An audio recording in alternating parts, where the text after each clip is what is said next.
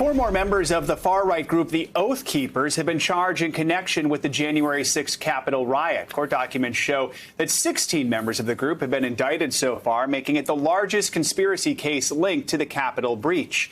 NBC News national security correspondent Ken Dilanian joins us now. So, Ken, start off by reminding us who these Oath Keepers are and what charges these 16 men are facing.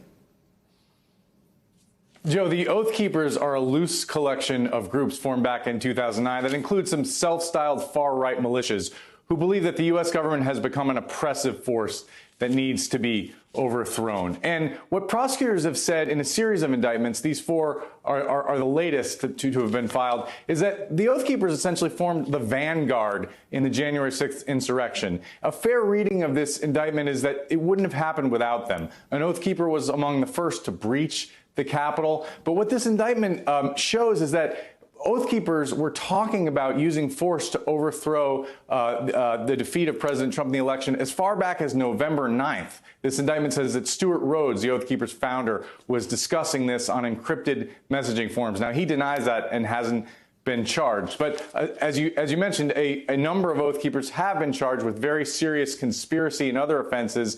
And essentially what prosecutors seem to be saying is, a lot of people in this Capitol riot were swept up in the moment, but these Oath Keepers planned it in advance and had equipment, and they moved in military formation, and it would not have happened without them. That's the allegations. They, of course, have their day in court, Joe. Now, Ken, on top of this, the Oath Keepers are already facing a lawsuit by members of Congress alleging that the group kept lawmakers from doing their job. So how could these additional criminal charges impact that case at all?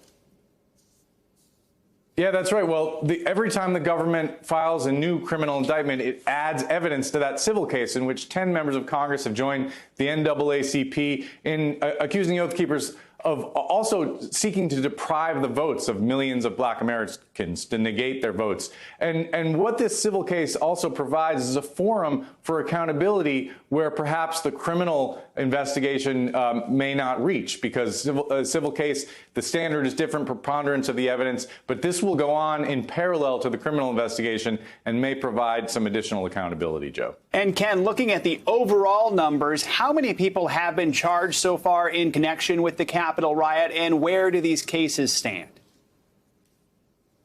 Joe, this is among the biggest criminal investigations in American history. Prosecutors tell us as many as 440 people have been charged so far. They expect to charge at least 100 more, and it will go on for some time. But, Joe, there are some answers that this criminal investigation can't provide, and that's why the collapse of the Congressional Commission was such a disappointment for so many people, and now Congress has plans to keep investigating to get to the bottom of exactly how January 6th happened, Joe. All right, Ken Dilanian. Ken, thanks so much.